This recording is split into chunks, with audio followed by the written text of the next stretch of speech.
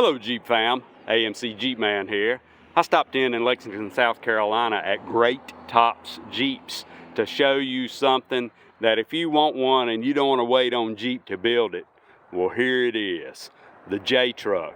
This is a 4-door JK with Gr8Tops custom JTruck conversion cab and custom bed. That is a Gladiator bed that has been customized to where you get a full 6-foot bed. His modifications on these are such that there are no cuts to the frame. All the drivetrain of the JLU stays exactly the same. I know I said JK earlier, but this is actually a JLU. But all of the drivetrain's exactly the same. Every factory accessory works exactly the way it's supposed to on this, and you have that 2-door Gladiator styling that everybody loves.